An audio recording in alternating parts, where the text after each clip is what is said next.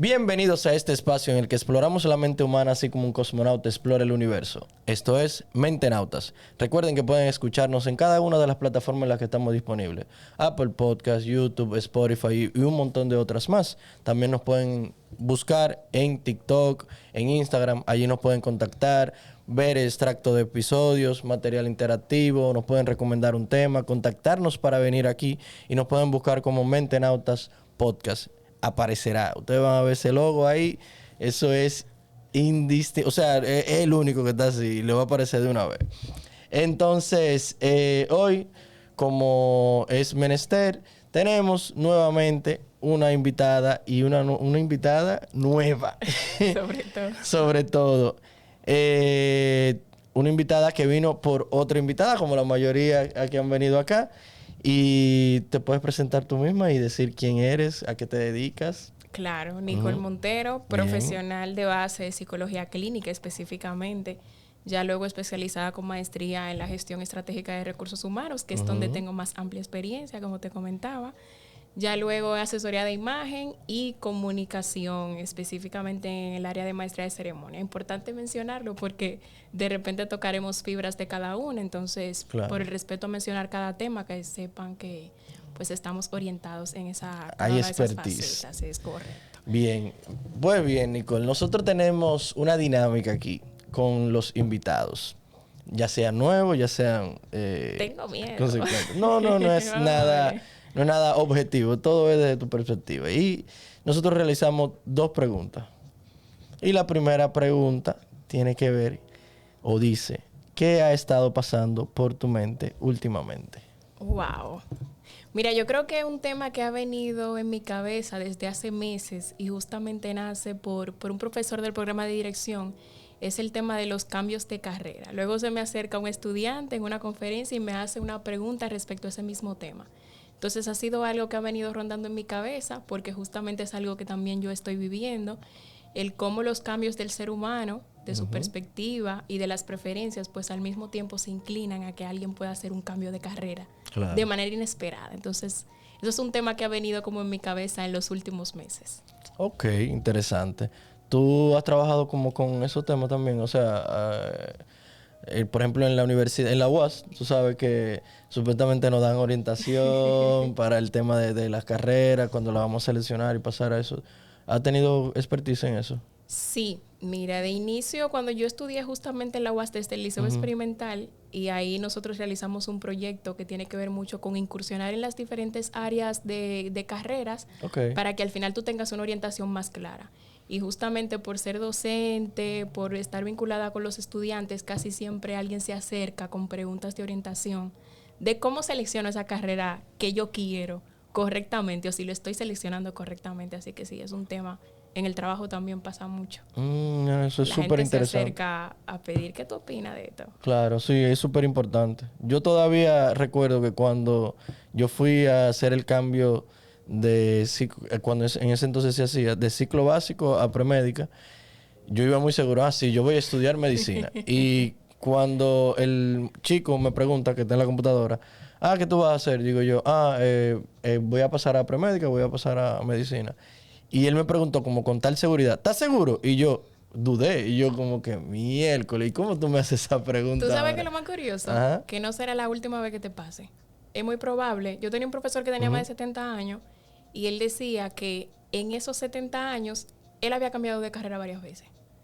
Y eso no significa que está mal, ¿eh? No. Porque de repente tú te alarmas. Un estudiante me decía, mira, estoy pasando por una crisis. Yo le digo, ¿y si no es una crisis? Si es simplemente un proceso de readaptación. Tú probablemente dure 10 años estudiando una cosa o ejerciendo una carrera y de repente te quieres orientar por algo más. Y no está mal. Simplemente el ser humano cambia, es constante cambiando y por eso surgen esas también preferencias. Realmente, y muchas personas se sienten presionadas o juzgadas por la sociedad de que, porque si ya yo hice esto, invertí el tiempo, yo no puedo salirle a mi mamá o a mi papá o a la gente o a mis amigos con esto. Y yo conozco muchísimas personas, compañeros de la medicina que ya terminando, literalmente, que ya era por default que iba a caer todo, dejaron y se dedicaron a otra cosa. O de repente estudian una carrera y terminan ejerciendo algo más. Efectivamente. Por ejemplo, en mi caso, Yo no he terminado, o sea, no me he desligado de la medicina, pero sí me dedico al tema del arte, la fotografía, el video, música.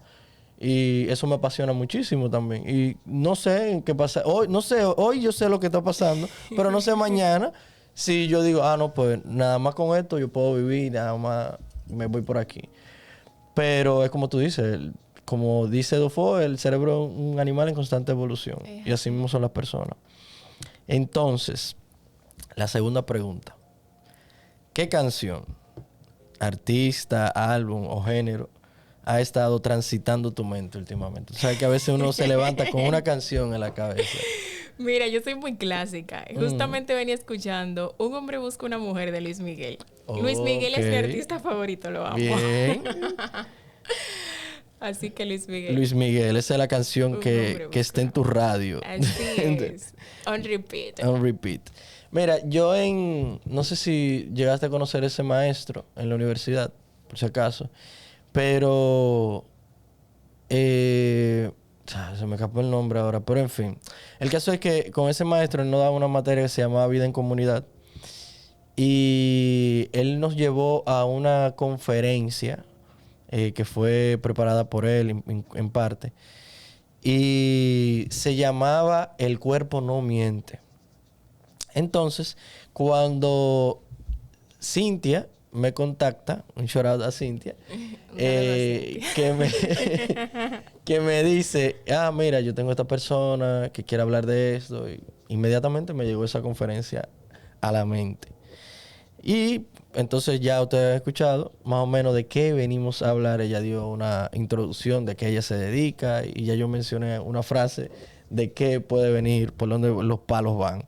Entonces, técnicamente vamos a hablar del lenguaje corporal, de las expresiones, de qué dice eso de ti. Claro. Entonces, una primera pregunta. La gente está al tanto de que realmente ellos pueden expresarse sin comunicar verbalmente. Yo creo que en su mayoría la gente no es consciente. Si fuera consciente, pues justamente cuidara muchísimos detalles. Claro.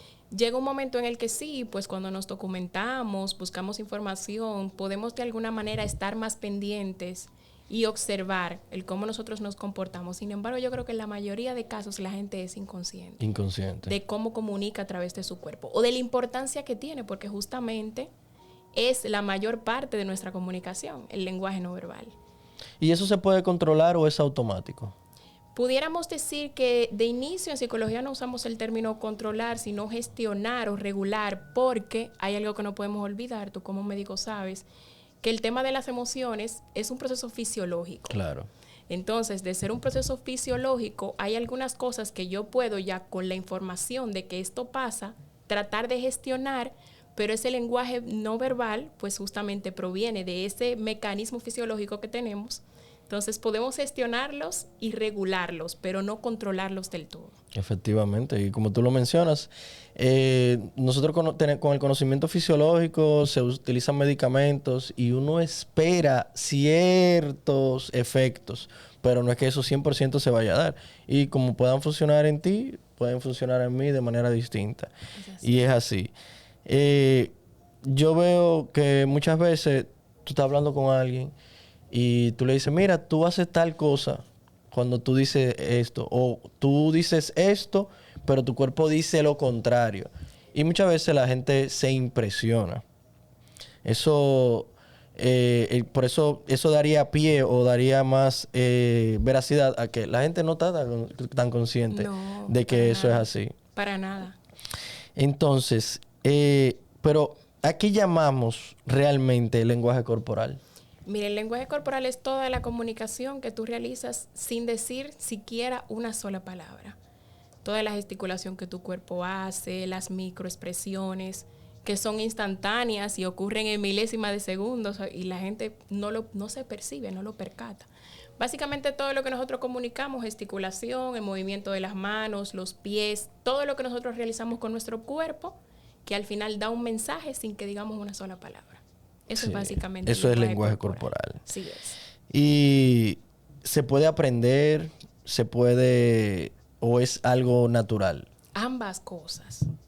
De inicio es algo natural, por lo mismo que mencionábamos tú ya al principio, el tema de cómo impacta el aspecto fisiológico. Por ejemplo, una persona se molesta y casi siempre nosotros vemos rasgos de que fruñe aquí, en las cejas, las entrecejas, va a las manos, las aprieta.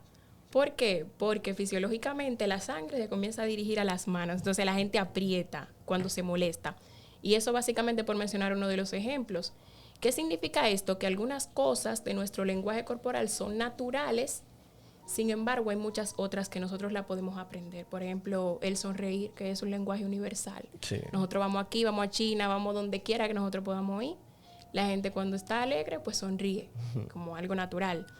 Y ya luego la parte que nosotros aprendemos como sociedad, que es lo que imitamos o lo que justamente aprendemos en casa, de cómo puede funcionar algo, cruzar los brazos, doblar las piernas, que son cosas que ya nos enseñan conscientemente de que están ahí. Sí, entonces, cultura. Exacto, hay como una parte natural y una parte que nosotros aprendemos socialmente. Y si nosotros hablamos de comunicación en general, ¿de qué manera nosotros comunicamos más en el día a día? ¿De manera verbal o de manera no verbal? Increíblemente de manera no verbal. Porque, por ejemplo, tú me preguntas a mí, básicamente nos dice la psicología que más de un 55% es el lenguaje no verbal.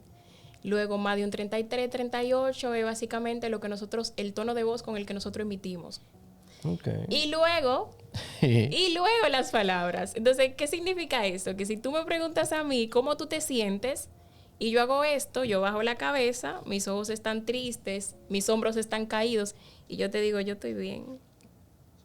¿Cómo que yo estoy bien? Tú siempre le dices a la otra persona, no, tú no estás bien, ¿qué te pasa? Tú no le crees. ¿Por qué? Porque a pesar de que te está diciendo con las palabras, yo estoy bien, su tono de voz y el lenguaje corporal te dice lo contrario. No coinciden. Entonces, al final, en el día a día, justamente nos damos cuenta que el lenguaje corporal es lo que más comunica de lo que nosotros decimos. Sí, realmente nosotros no vivimos el día entero tampoco hablando. Incluso tú llegas a un lugar o una persona llega a un lugar y antes de que diga una palabra, tú te haces una imagen o una impresión de cómo tú crees que es esa persona. Ciertamente. Y no ha hablado. Bueno, nosotros en medicina, ustedes también en psicología, existe el concepto del rapport. Y ese enlace que surge en las primeras entrevistas o encuentros entre el profesional de la salud y el paciente. Y nosotros vamos estableciendo eso o dentro de lo que se describe que es lo correcto o lo más eficaz. Es desde que ese paciente llega por la puerta, nosotros vamos observando a esa persona y nosotros deberíamos de comportarnos de manera coherente, de acuerdo a lo que nosotros somos también, para poder generar eso, porque como dicen por ahí, y que se estaba volviendo como cliché, pero es una realidad, no hay segunda oportunidad para causar una buena impresión. Primera buena impresión. Entonces, eso es importante en ese sentido, pero también nosotros, para los diagnósticos, el cuerpo, la forma de actuar, desde que una persona está entrando por ahí, ya uno sabe más o menos a qué viene. Con la experiencia uno se da cuenta. Por supuesto. Claro. Mira, por ejemplo, yo trabajo en una emergencia de un hospital de segundo nivel. Y es una comunidad rural. El porcentaje de pacientes que se ven en una emergencia, por lo menos en República Dominicana, por falta de educación, la mayoría no son verdaderamente emergencias u urgencias. Y hay algo que yo he aprendido, es que yo descarto rápido.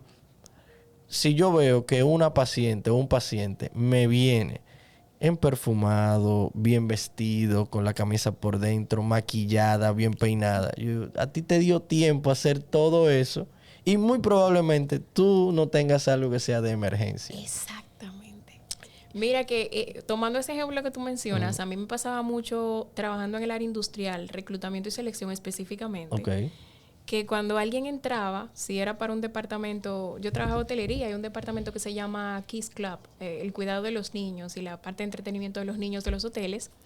Y cuando tenía candidatas, que casi siempre, bueno, son mujeres, que ingresaban aplicando esa posición, tú no te imaginas de la cosa que yo me percataba. El cómo esa persona entraba, cómo cerraba la puerta. También importante. Y si se percataba antes de sentarse, dónde se estaba sentando. Porque no es lo mismo que yo me tire en la silla jondeado, como decimos en buen dominicano. Claro.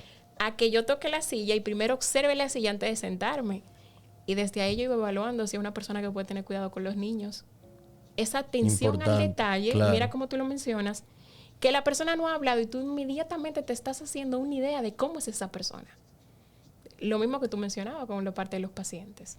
Entró y ya tú tienes una idea como médico. Bueno, esto no es una urgencia. Pues llegó muy arreglado, maquillado, le dio tiempo a hacer de todo. Claro. Entonces, justamente, pero la gente no se percata de eso. Muchas veces. Incluso yo le doy mucha puntuación, depende de lo que yo me diga, a cuando yo entro al consultorio, si me cierran la puerta o me la cierran.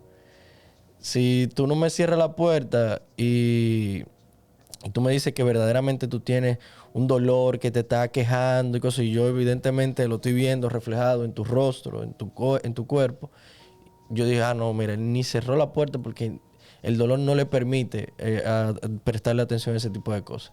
Pero si yo veo que tú llegas, cierras la puerta, te preocupas por sentarte, te veo como con cierto grado de preparación antes de llegar allá y todo como ese cuidado. Y tú me dices, mira, yo tengo un dolor de cabeza. Y tú, ¿desde cuándo? Bueno, desde esta mañana, son las 9 de la noche, ok. ¿Y cómo te sientes ahora del 1 al 10 de la escala? No, siendo 10 es lo peor. Un 9. Pues, mi amor, tú con un 9 de un dolor de cabeza, tú estuvieras tirado en el suelo ahora mismo.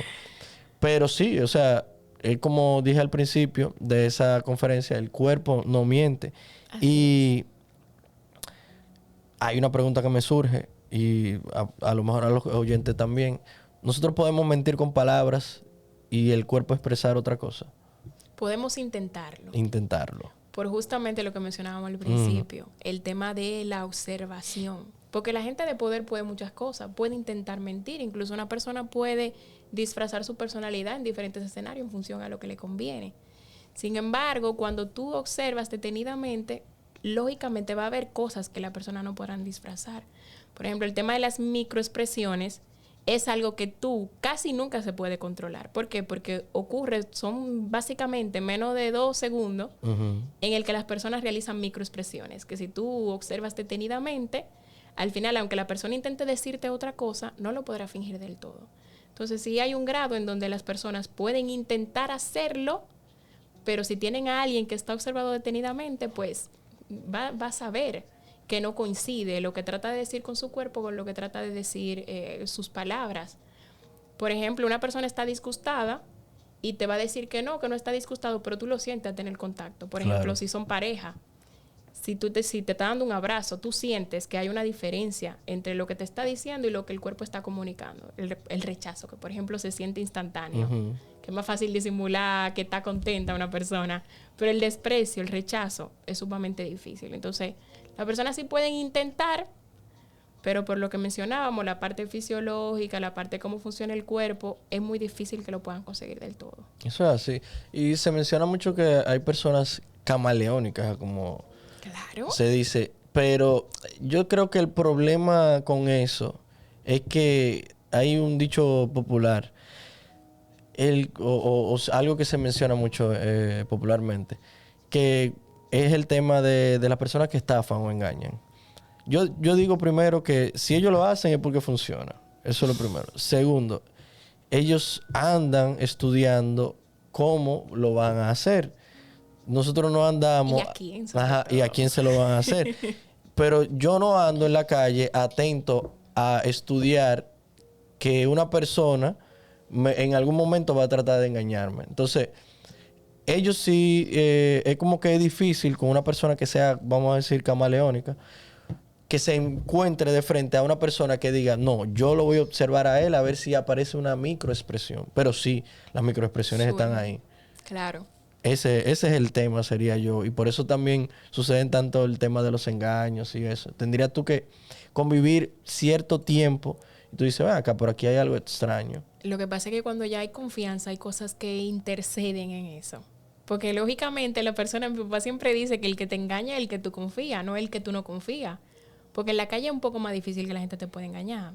Dígase, con cosas graves, vamos a decir. Porque de repente alguien te pide en la calle de que no tiene que comer, que es otro tema. Porque al final hay personas que tú lo observas y tú dices, usted no tiene cara de que realmente necesita. O mírale los brazos, como dice mi papá. Mírale los brazos, más fuerte que lo mío. Exactamente. Entonces sí, ya ahí intercede un grado de confianza que debe haber entre una persona para que te pueda engañar. Claro.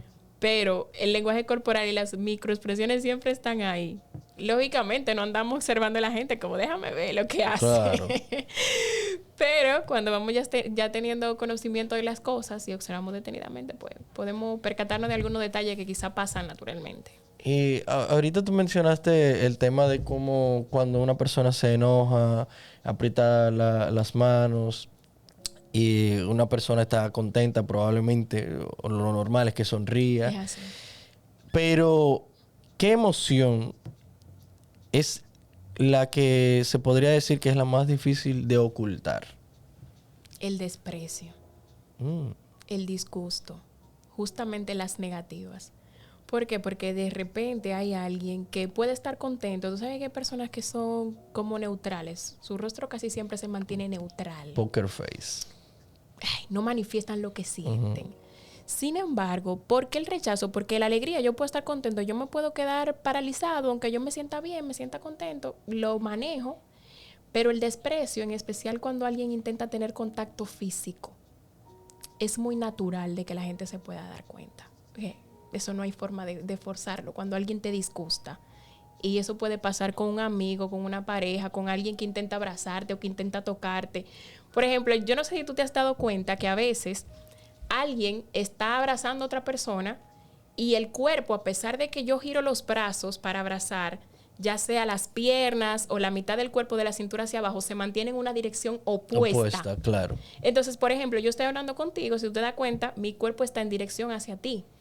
No es lo mismo que mi cuerpo estuviera en esta dirección y yo solamente volteé la cara para responderte. Entonces, el desprecio al final justamente es el que puede pasar desapercibido y que la gente muy difícilmente lo puede ocultar.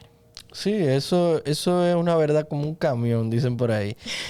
Si una persona está abrazando a alguien y, por ejemplo, el tronco inferior está alejado, es porque hay cierto, no quizá desconfianza, sino que no hay cierto grado de intimidad.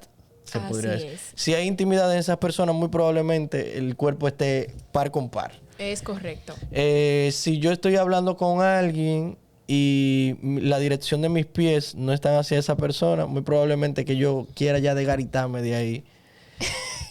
¿Ve lo que te digo? Claro. Y, por ejemplo, como fotógrafo, yo me he dado cuenta mucho del lenguaje, de lo que dice en una fotografía donde hay más de una persona involucrada. Y yo he llegado a divorciar personas. Yo he llegado a divorciar personas por un retrato. O sea, es lo que observo. Y me pasó una vez que yo vi una fotografía familiar. Estaban sentados en el malecón, esa pareja con su criatura. Y una persona me enseña esa foto. Estábamos hablando, no voy a dar detalles porque no se le lleven quién Ahorita es. saben quién es. Claro. No. Y yo miré la distancia que tenían entre ellos en ese banco. Y que donde solamente se unían un poco era literalmente donde se encontraba la criatura. Y yo dije, mira las piernas como están. Las piernas están mirando para acá, las de él, es correcto. donde le importa a él. El niño está acá, es el único punto de enlace. Esa persona no tan bien, le dije yo. Eso sí. No me sorprendo si en un año terminan. Bueno, antes del año ellos terminaron. Y que mira, el distanciamiento físico tiene tanto que ver que, por ejemplo, nosotros en psicología, con temas de dibujo, de la figura, de la familia, justamente son cosas que analizamos porque los niños no mienten. Básicamente en el dibujo es donde el niño deja plasmado absolutamente todo lo que siente y lo que considera de su mundo.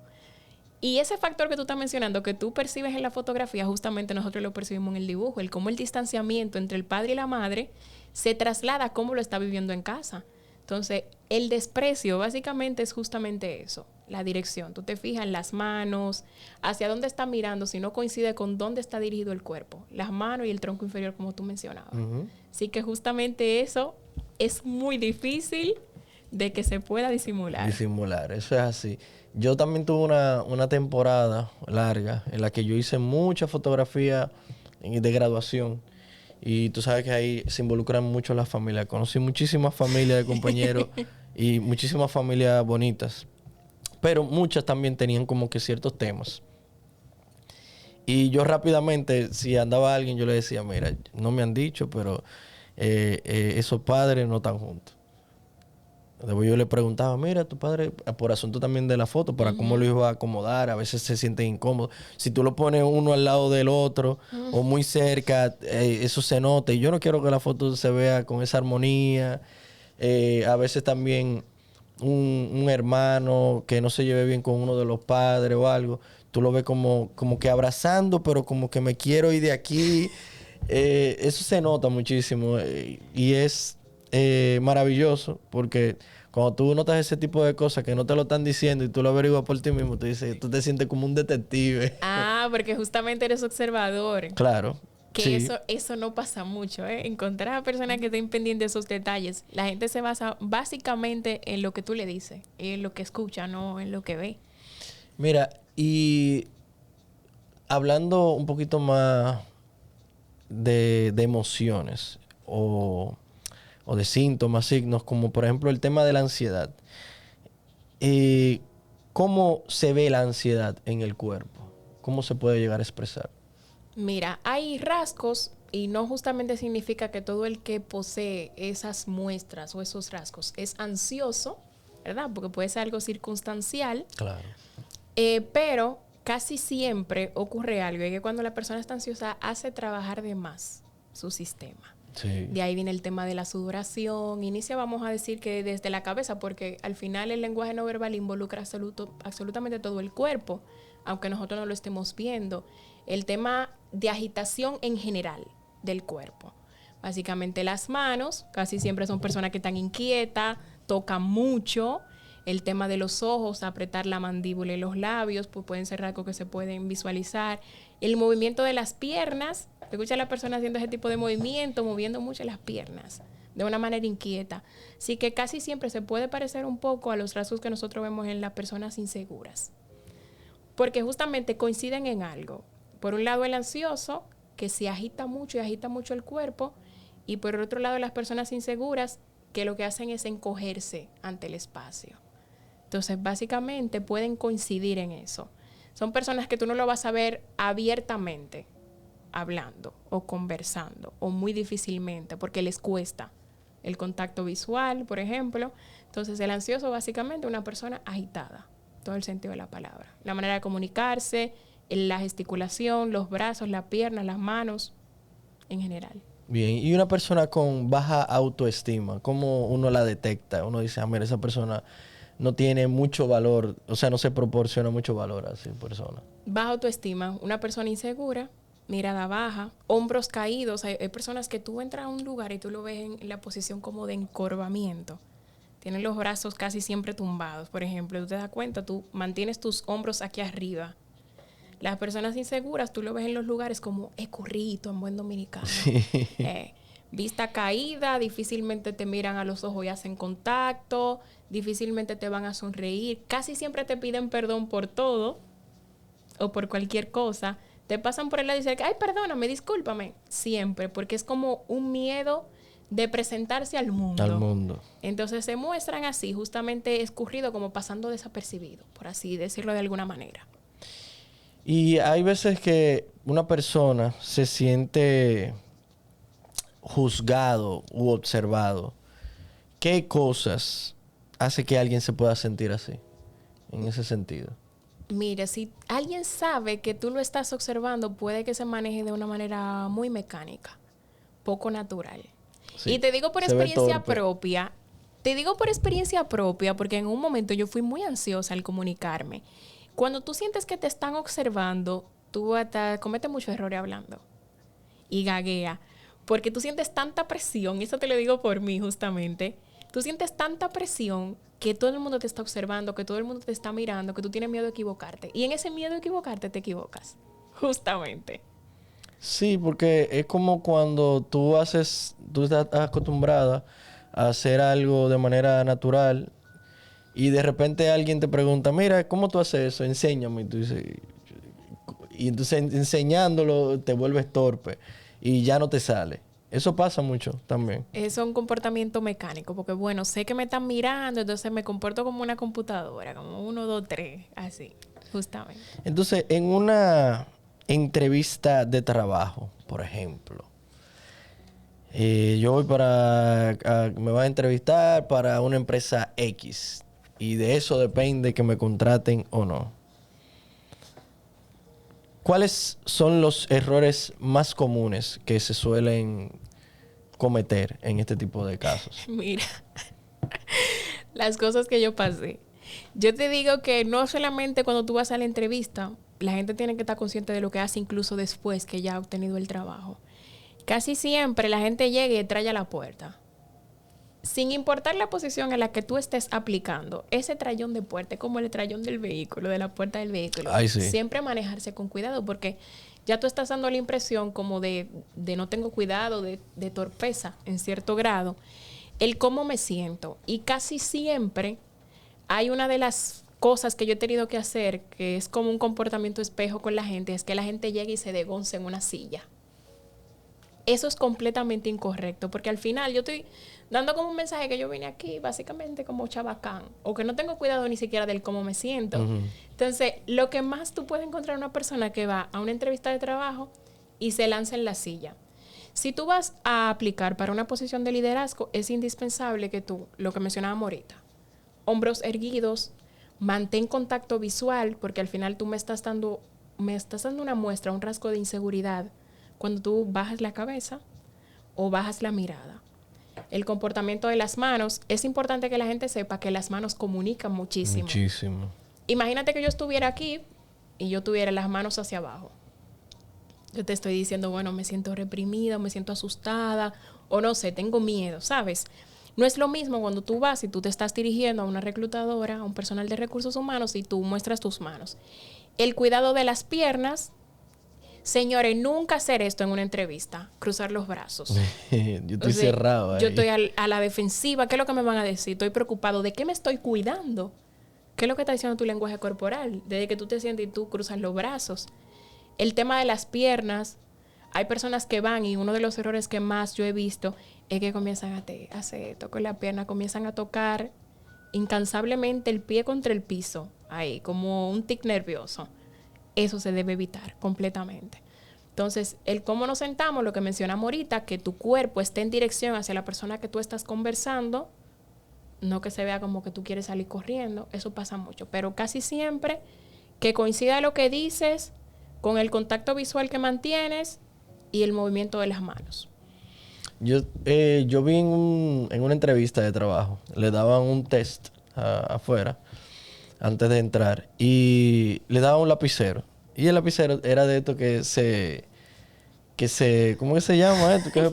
Bueno, de lo que se saca y pulsa para que entre y salga.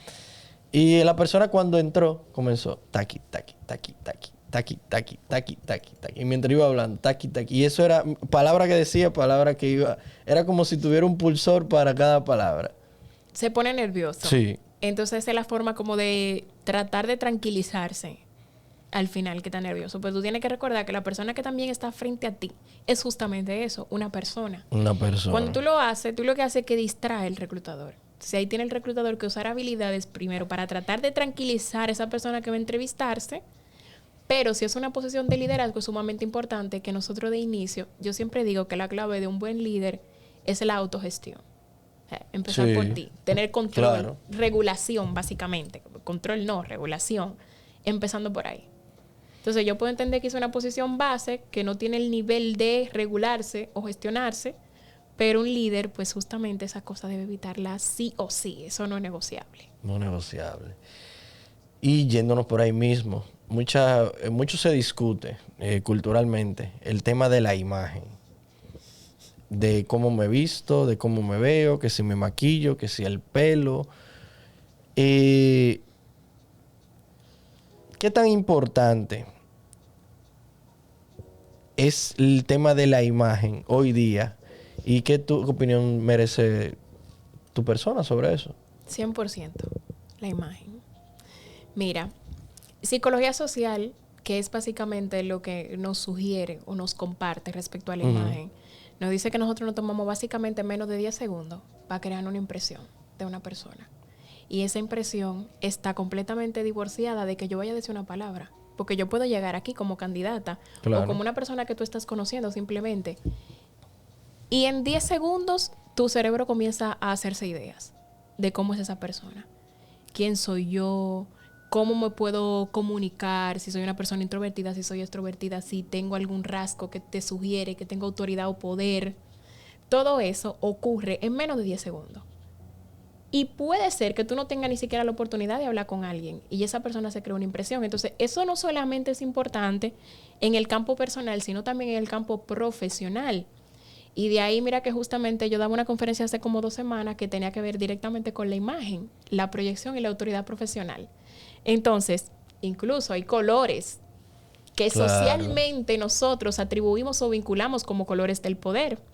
Entonces, si tú vas no solamente como candidato, sino conociendo a alguien, justamente la imagen es completamente indispensable. Pero hay una observación que yo siempre hago y es que la gente, cuando hablamos de imagen, se imagina casi siempre en el sector profesional una mujer con unos tacones. Eso no es necesario porque la imagen o el ser elegante o estar bien arreglado no depende directamente de que tú uses un tacón. Tú puedes estar cómodo. Yo siempre traslado el tema de la imagen a algo mucho más sencillo para la gente. El que tú tengas tus uñas cuidadas, aunque no las tengas pintadas, pero que se muestren limpias. El que el cabello esté arreglado, peinado, no que tú saliste a la calle como, bueno, como la junta del diablo, como tú dijiste ahorita, como fue, rápido y que no hay como un cuidado. La ropa sucia o que no esté planchada. Yo vinculo mucho más la imagen con eso, a pesar de que tengo ya formación de asesoría de imagen, que es algo también justamente que tiene sus fundamentos, pero que tener cuidado, así es como yo traslado el tema de la imagen, y es 100% indispensable. La gente te va a tratar como te vea. Sí. Y eso va a pasar en todos sitios. Tú vas al banco, tú vas al supermercado, tú vas a la tienda, donde quiera que tú vayas, la gente te va a tratar como te vea. ¿Puede ser lastimoso? Sí. Pero es lo que pasa. Entonces, quizás a veces nosotros hemos tratado de adaptar o adoptar básicamente algunas otras culturas que quizás pueden lucir un poquito más, ¿cómo te lo digo? Más suelto o menos preocupado, más despreocupado.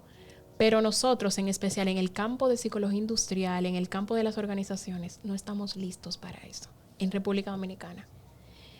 Te puede resultar curioso que en algún momento yo he tenido que tomar o tuve que tomar alguna decisión con un candidato por el cómo se veía. Claro que sí. Mira, hay algo tan particular que a mí me ocurre justamente por trabajar en el sector de hotelería. Cuando alguien se iba a entrevistar, aunque no me dijera qué posición, yo sabía. Un camarero de restaurantes de un hotel, tú lo ves y en la forma de caminar y cómo va vestido, tú sabes qué camarero de restaurante. Entonces, si tú vas a entrevistar, me llegó a pasar personas que iban a aplicar a posiciones de cocina que justamente su imagen se veía descuidada. Mucho cabello, pelo alto, barba, las uñas descuidadas. Yo no le entraba a mi cocina del hotel. No hay forma. Entonces tú me dirás si una persona que va con una chaqueta blanca o una camisa blanca se ve arrugada y manchada, sucia, suena duro, pero no una persona que yo consideraba para trabajar en un hotel 5 estrellas, donde tú vas a dar servicio al cliente y al final tú tenías cocineros de esos que salían, ¿verdad?, a decirle al cliente, a decirle qué le pareció su comida, a preguntarle cuál es la cara de ese hotel. Entonces la imagen, señores, aunque duela, sigue siendo sumamente importante. Como la gente te vea, te va a tratar. Claro.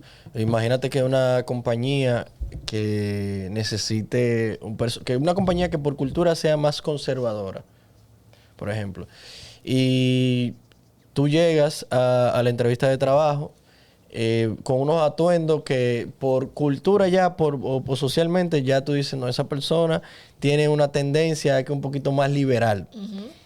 Aunque tenga las capacidades para la posición, probablemente te vayan a rechazar frente a otra persona que tenga menos capacidad y vaya mejor representado o presentado de la manera que ellos entienden que es la correcta para la empresa. Mira, te digo una cosa que parecerá difícil de creer.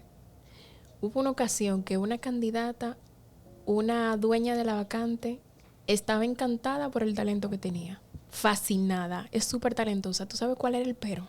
¿Cuál? El cómo se veía.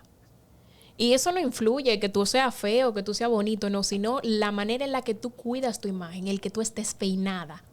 Eso es sumamente indispensable. Y siempre le digo a la gente, puede ser que a alguien no le guste maquillarse, eso no tiene que ver. Pero que tu rostro se vea armónico, que tú te peinaste la ceja. Porque una cosa es que tú no te maquilles, otra es que tú te peines la ceja. ¿Entiendes? Entonces, justamente esos detalles pueden incidir en que tú no consigas un trabajo, en que no consiga una relación o un vínculo. Sí, todo eso va a influir. Sí, porque es que esos detallitos hablan incluso de disciplina, de que la persona, de cómo también la persona puede estar en su cabeza. Eso es como cuando uno era más joven, por ejemplo, yo sabía que también de mi cabeza yo estaba, cuando yo tenía 2 camas en mi habitación y había una cama que era de los regueros. Cuando yo veía que eso ya estaba como que muy conseguido, bueno, vamos a recogerlo ya. Y así mismo como yo recogía eso, aunque yo supiera dónde estaba cada cosa dentro de mi reguero, también como que mi mente se clarificaba. Entonces eso como que también en la imagen se puede proyectar. Y mira que hay un factor que ocurrió después de la pandemia. Tú sabes que en pandemia la gente andaba súper cómoda o estaba súper cómoda en casa. La gente andaba en jogger, en pijama, un poco más descuidados, por así decirlo. Y atención a los jóvenes de tu podcast.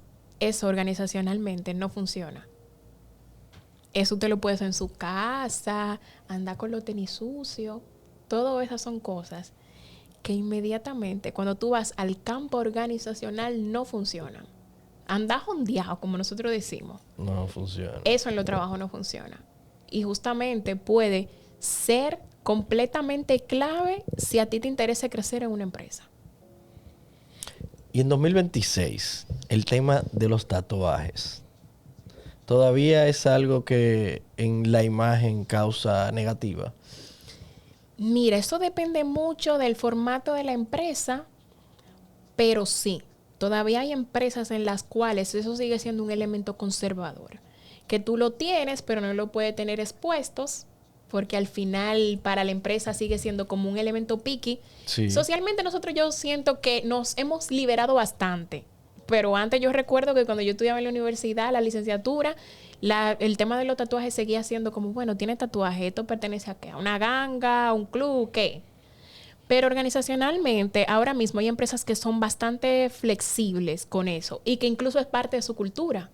Por ejemplo, hay un hotel, que no voy a mencionar el nombre, ¿verdad?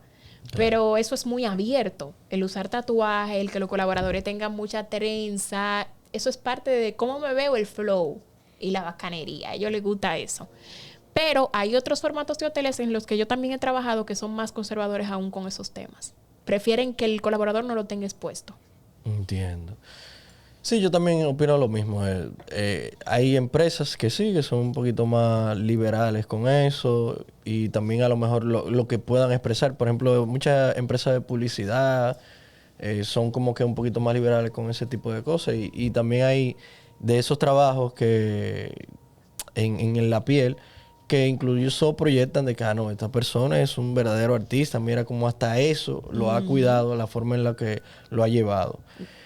Pero hablando un poquito fuera del tema de los trabajos, hay un tema que también la gente no le da mucha importancia en la sociedad, de la imagen, de la misma imagen, es que sí, las personas te van a tratar de acuerdo a cómo te ves tú.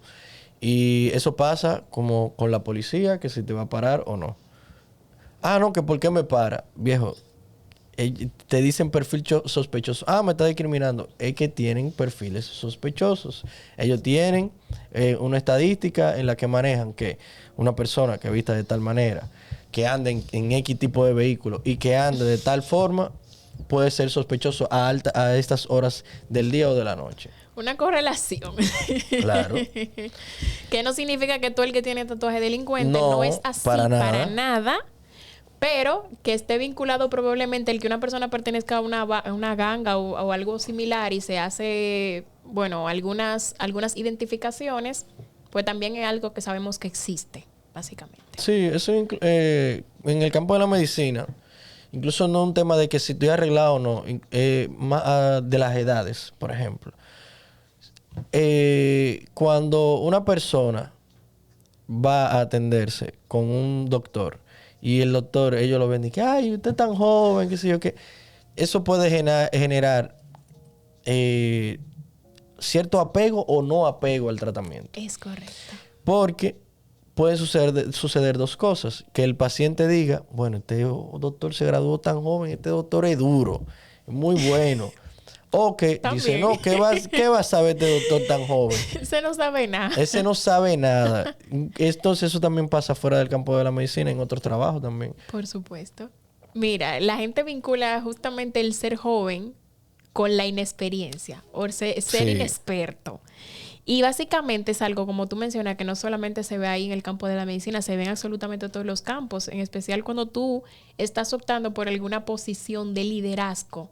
La gente duda de tu capacidad de líder, porque ser senior o ser junior, la gente lo tiene asociado con la edad, cuando básicamente no es así, porque una persona senior, yo siempre digo, está más vinculado con la capacidad analítica y crítica que tenga y con la capacidad de autogestionar las emociones que con que tenga 20 años trabajando. Claro. Tú puedes tener 20 años siendo médico y no ser un buen médico.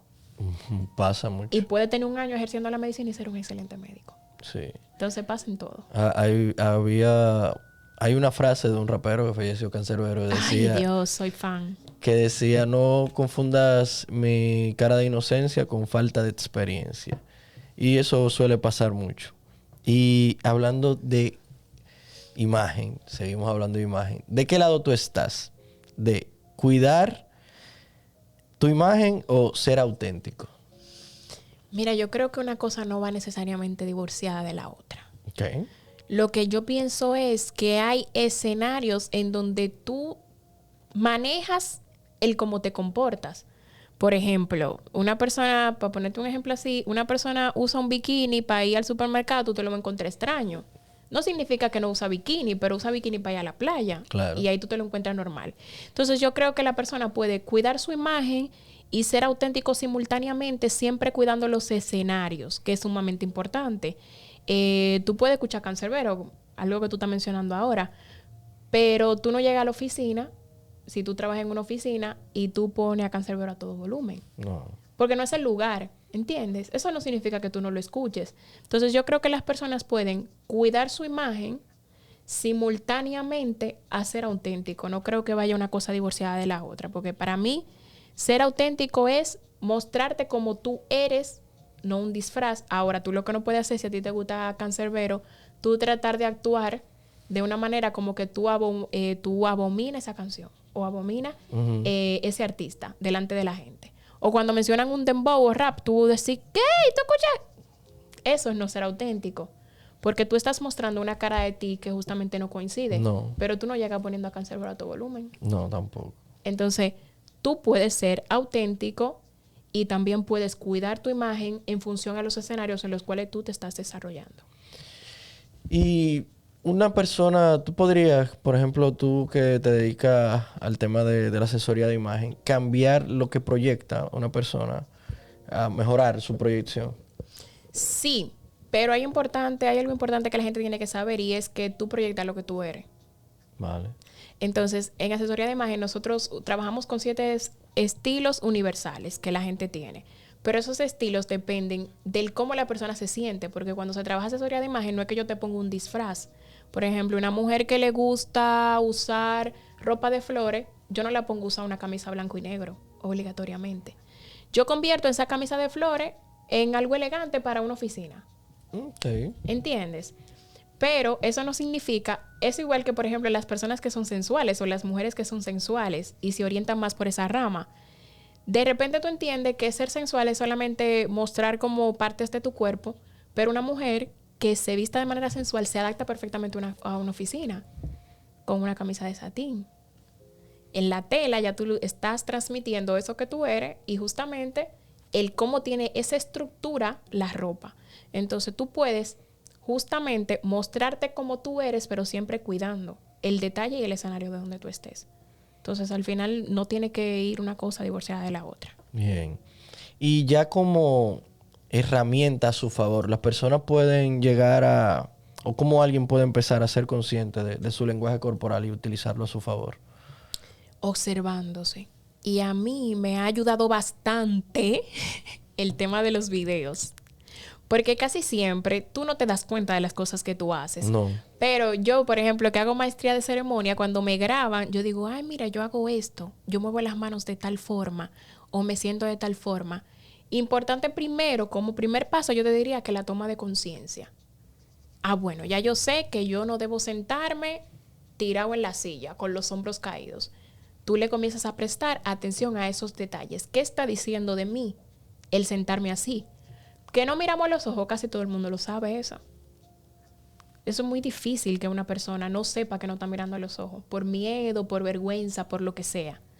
El cómo tú tienes las manos, estar pendiente a eso. Yo te diría que esa es básicamente la primera herramienta, estar pendiente, observar esos detalles. Luego, si tú eres una persona que tiene presentaciones o tienes algún vínculo con ejercicios que involucren grabaciones, percatarte en las grabaciones, cuáles son los gestos que yo hago, hacia dónde miro, cómo uso mis manos, esos detalles. Y hay algo que increíblemente la gente no lo sabe, el ejercicio ayuda bastante a mejorar la postura corporal. Ciertamente. Clave. Entonces, si una persona se ejercita, pues ya sabe que eso le puede ayudar bastante al cómo se percibe, al cómo camina, porque el caminar es algo clave también, y el cómo se sienta. Entonces, esas son herramientas que yo creo que la gente puede percatarse y estar pendiente para mejorar justamente eso. ¿Y cómo una persona puede demostrar más seguridad? Tú le dices, mira, estos son como los puntos clave. La mirada. Mira, yo te juro a ti que tú puedes tener, yo puedo tener ahora mismo el miedo que yo esté orinándome aquí sentada, tú no te das cuenta. La gente tiene que entender que cuando tú miras a otro, nadie te va a comer, nadie te va a tragar. No. Eso solamente está en tu cabeza. Entonces, para alguien mostrarse más seguro, yo te digo que eso es clave. La mirada, el contacto visual con la gente que conversa. Porque inmediatamente tú bajas la mirada o tú no tú mantienes contacto, el otro dice, tú tienes miedo. Y lo menos que tú puedes hacer es mostrarte con miedo ante el mundo, porque el mundo es una cosa, ya tú sabes, cazadores. Sí. Entonces, el contacto visual, el manejo de las manos, justamente, que no es algo que tú aprendes de la noche a la mañana, la forma en la que tú te sientas, el cómo mantienes tus hombros, todo eso. Y el caminar. Sí, mira, eso de la mirada, por ejemplo, en el boxeo, cuando previamente o el día anterior tienen las miradas, el encuentro. De hecho, eso es lo que se entiende. Si tú me quitas la mirada, tú me tienes miedo. Si tú no me miras a los ojos o quitas la cabeza o eres el primero que se retira, ya yo estoy ganando la pelea para el día siguiente. Pero yo te voy a decir algo que para mí es clave. Yo siempre voy a apostar al tema de la psicología. Porque al final yo te puedo dar 20,000 trucos de cómo mostrarte más seguro, pero eso tú lo tienes que sentir, eso tiene que venir desde adentro. Y cuando nosotros nos presentamos ante alguna circunstancia como esa, ya sea que no me puedo mostrar seguro porque me da miedo al comunicarme, porque depende mucho de dónde venga el miedo, pues hay un factor psicológico, obviamente, si es una inseguridad que es permanente, es constante, porque una cosa es ser inseguro ante un escenario y otra muy diferente es que esté vinculada justamente al cómo me siento, a la autoestima, pues ya es un tema psicológico. Y si es porque yo no puedo hablar en escenarios grandes, la formación, justamente, maestría de ceremonia, oratoria, todo eso. Claro. Pero depende mucho de dónde viene esa inseguridad al comunicarse. Bien. En estos días vienen un proceso del tema de las especialidades médicas, el tema del concurso de residencia y viene el tema de las entrevistas. La entrevista, los participantes tienen que ir a 3 hospitales, en algunos casos son 2, pero tienen que ir a un número X de hospitales a hacerse unas entrevistas. Ahí le hacen unas preguntas a los profesionales de la especialidad de la que ellos quieren participar. Y en algunos, en la mayoría no son académicas, no son preguntas relacionadas sino más personales. Tú podrías darle algunos tips, consejos, tanto de imagen como comportamiento, para que ellos puedan decir, pues yo voy a aplicar eso. Yo voy para eso. Mira, justamente mencionábamos ahorita el tema de los colores del poder para una entrevista y justamente por lo que tú mencionas, no tengo idea de básicamente cómo funciona, pero por lo que tú me dices, ellos lo que buscan es conocer a ti como persona, ¿verdad? Entonces yo optaría por usar quizás color blanco en la ropa que llevo. ¿Por qué? Porque justamente el color blanco es un color que transmite cercanía hacia los demás. Sigue siendo un color de poder, pero te digo, estoy abierto, tengo apertura a lo que voy a hablar contigo. Si tú te das cuenta de un detalle, te lo voy a mencionar, cuando los políticos tienen actividades que son en la calle, fíjate qué color usan. Aunque se pongan chacabana, aunque se pongan camisa y se la ponen aquí y la doblan, es justamente para eso, para que la gente sienta la cercanía de conectar con ellos y acercarse. Así que yo te sugeriría eso a los que van, usar ropa blanca y con temas de comportamiento, el ser tú, que se vea tu parte humana.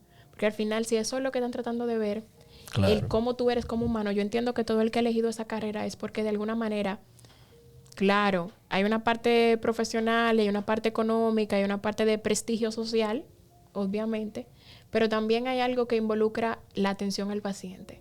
Entonces tú tienes que ser muy humano para tú preocuparte por eso y para tratar eso. Cierto. Entonces, yo te diría eso y justamente lo que mencionamos del lenguaje corporal. Saber que al final la persona que está frente a ti, que te entrevista, tiene también miedos e inseguridades como tú. Ahora, todo está en que esa persona quizás en ese momento está en una posición de poder, por decirlo de alguna manera. Así que cercanía, mostrarte cercano, lo que hablamos ya del lenguaje corporal, y mostrarte humano tal como tú eres. Bien, perfecto. Y ya por último, una persona que quiera mañana decir, oye, yo voy a empezar a cambiar mi tema de la confianza, de la imagen, de cómo lo que expreso quizás socialmente no me está funcionando. ¿Qué consejo tú le das? Trabajar el cuerpo, pero también la mente. Mira, la mente es lo más poderoso que nosotros tenemos. Y si justamente no hay una forma en la que tú mismo o tú misma has logrado convencerte de qué tan seguro tú te puedes mostrar al mundo o cómo eso te beneficia, la atención psicológica yo siempre voy a decir que es indispensable y te lo digo porque yo soy un producto de eso. En algún momento, siendo muy abierta, mi cabeza yo sentía que era un desastre. ¿Entiendes? No hay una forma en la que yo me pueda mostrar de la manera en que me muestro si mi cabeza es un desorden. Siempre voy a ser partidaria de que la mente es importante y la mente hay que cuidarla. Claro. Así como nosotros vamos al salón, vamos a la peluquería, vamos al psicólogo o al psiquiatra en el caso de la gente que lo necesita. Claro. También, ¿verdad? Porque existen ambos casos. Entonces, trabajar desde esa parte y luego en lo exterior, trabajar el cómo yo me veo. No ande jondeado en la calle, señores, en pocas palabras. Jondeado yo me refiero la ropa oversize, que aunque se ha puesto muy de moda y la gente la usa, no siempre da una imagen en su totalidad de que tú andas como cuidado. Y todo está en por qué yo uso esa ropa oversize. Si es por la moda, si es para cuidar algo de mí que no quiero que se vea externamente. Entonces, cuidar esos detalles, uñas limpias, el cabello arreglado o recortado en el caso de los hombres, la barba, si usted usa barba, que esté bien cuidada. Uh-huh. Es decir, no es lo que tú tienes, sino el cómo tú lo tienes. Yo puedo venir aquí con el mismo poloché durante la semana entera. Pero si ese poloché está cuidado, está limpio, está planchado, yo estoy transmitiendo algo de mí. Lo mismo con los pantalones, lo mismo con los zapatos, que estén limpios. Eso es básicamente lo que yo le digo a la gente en función a la imagen. No tiene que ser un presupuesto de que usted cogió por una tienda y usted se va a comprar 30 camisas, un pantalón. Porque también me pasa mucho con las mujeres que siempre piensan que el tema de la imagen está vinculado a que usted va a gastar un viaje cuarto, como decimos en buen dominicano. Y no. De repente tú usas cosas básicas que te hacen percibirte al mundo como alguien que se preocupa por su imagen, como alguien que se cuidó. No fui al salón, pero me aplomé bien el cabello. ¿Entiendes? Me hice un moño, pero lo cuidé los detalles. No salí, me puse un gancho y el cabello salía como sea. Entonces, eso es parte de la seguridad que tú le muestras al mundo, que tu mente está organizada y el cómo tú verbalizas, el cómo tú comunicas. La adicción. A usted lo pueden descartar de un trabajo por cómo usted habla por teléfono. Oh, sí. ¿Ves? Entonces la gente quiere responder el teléfono como sea. Y quiere expresarse como sea. Pero para tú tener buena dicción y para tú saber verbalizar, tú tienes que tener el cerebro amueblado. Tú tienes que haber leído. No hay forma en la que tú puedas comunicarte bien si tú no tienes vocabulario para hablar. Entonces la gente cuiden su mente, cuiden su cuerpo, cuiden su imagen y el cómo comunican. Si yo tuviera que decirle algo a la gente, yo le diría eso. Trabaje desde adentro hacia afuera. Perfecto. Bueno, yo creo que ha sido un episodio súper enriquecedor. Gracias por venir aquí. Espero que vuelvas acá. Hablemos, por ejemplo, del tema de los cambios de carrera, de la elección. Podríamos preparar algo así para que sirva de elección a las personas, a esos jóvenes estudiantes también. Y muchas gracias nuevamente. Y gracias a ti. Ha sido una conversación de verdad muy amena, bastante enriquecedora. Y no solamente de una parte, yo siempre digo que el que habla y el que escucha, y en este caso que hemos hablado de los dos, pues siempre hay algo que aprender. Igual que en las aulas de clase. Siempre una experiencia enriquecedora para ambas partes. Sí. Y gracias a Cintia, nuevamente. Gracias a Cintia. Ya lo saben, esto fue Mentenautas.